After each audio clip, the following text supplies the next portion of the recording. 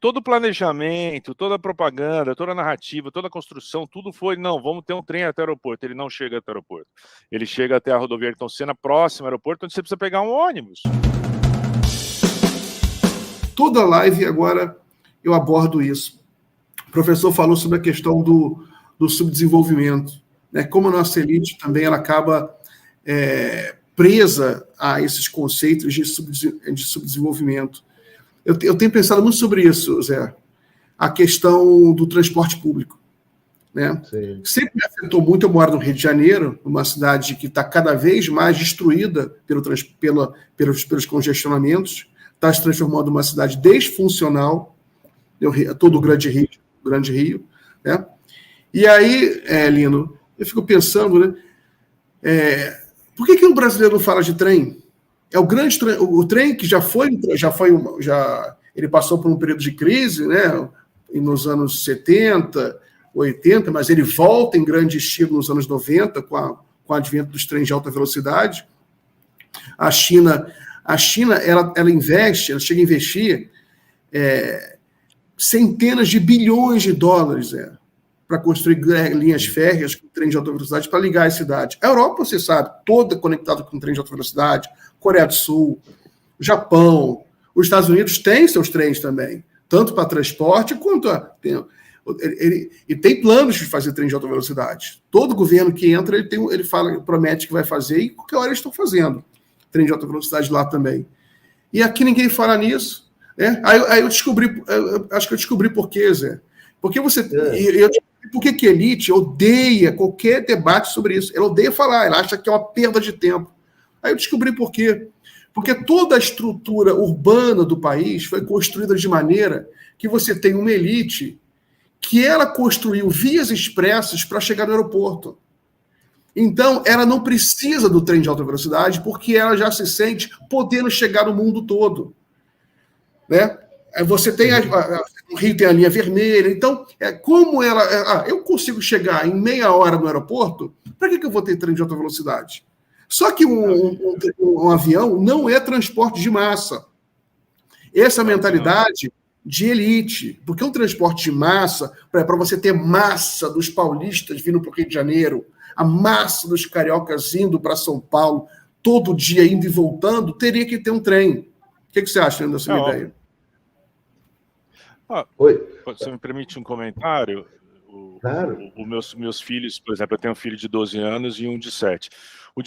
Para eles, metrô é passeio, assim, o que é ridículo, né? Assim, porque eu tenho que levar eles de carro para a escola, buscar de carro, e eles não acreditam quando eu falo isso, né? Enfim, o único país que eles conheceram além do Brasil foi a Bolívia, uma vez que a gente estava no Mato Grosso do Sul, enfim.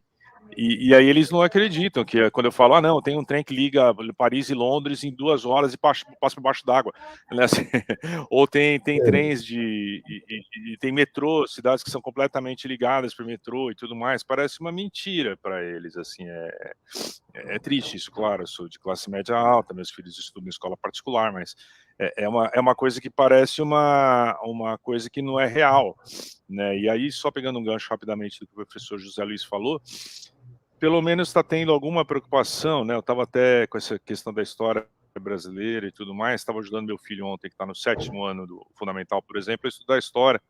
E aí eles estão falando já um pouco, pelo menos, de quilombola, falando da escravidão de uma outra forma, muito diferente de quando eu estudei, ou provavelmente de quando vocês estudaram também, falando de quando os portugueses chegaram ao Brasil, não é mais uma descoberta do Brasil, a invasão europeia e por aí vai, né? Então conceitos mais próximos do que reforçam um pouco a nossa identidade nacional. Espero que siga por esse caminho.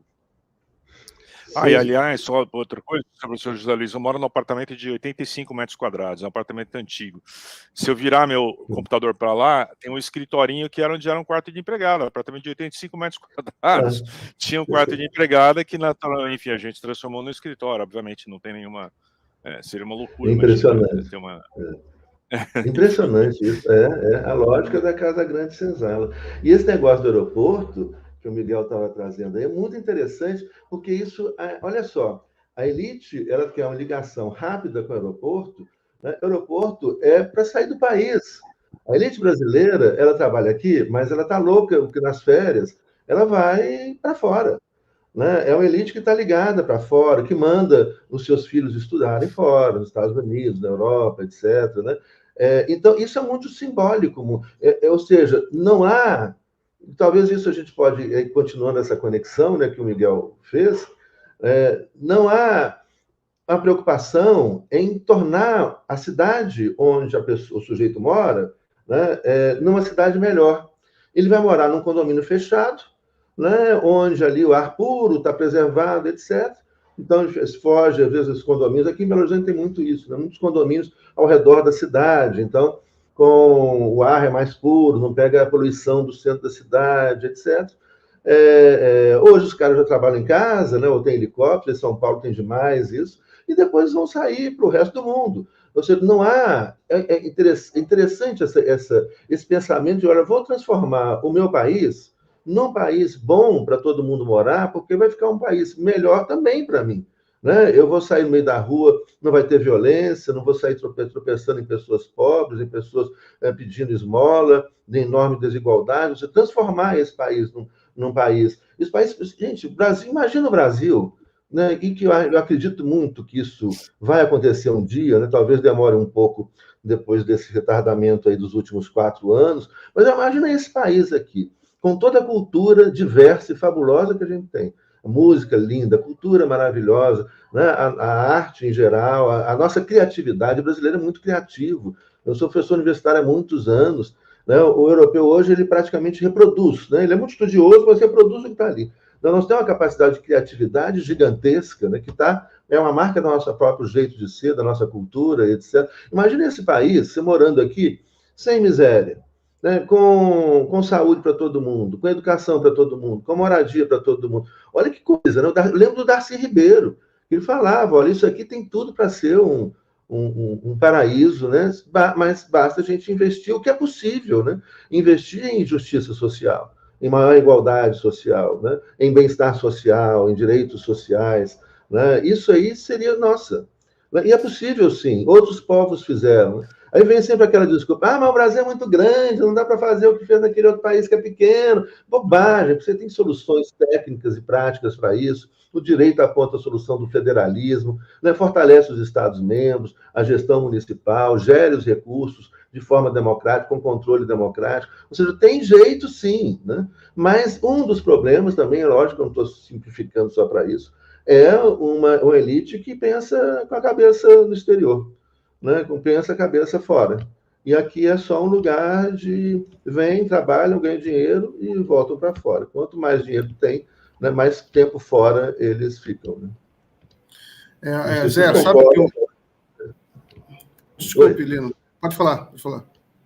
Não, eu ia só fazer um comentário dessa história do trem também, aproveitando o professor José Luiz, que é uma coisa boa para a gente lembrar, né? São Paulo, por exemplo, que você estava dizendo do trem para os aeroportos, foi inaugurado em 2018 um trem que supostamente nos levaria até o aeroporto de Guarulhos, né? Para quem é de fora de São Paulo não sabe, enfim, São Paulo tem 2 aeroportos, Congonhas, que é equivalente ao Santos Dumont, que é no centro da cidade, e Guarulhos, que é mais ou menos equivalente ao Galeão, que é o aeroporto internacional, que fica, sei lá, 40 quilômetros do centro de São Paulo, ou até um pouco mais. Bom, e não tem como chegar lá de transporte público, né? Se você chega lá, talvez com ônibus fretados, enfim, é complicado chegar lá. E aí, sucessivos governos paulistas construíram, e foi inaugurado em 2018 pelo atual vice-presidente Alckmin, e nessa o Alckmin me perdoe, mas ele o planejamento não foi dos melhores, mas enfim, o trem que leva até Guarulhos não leva até o aeroporto.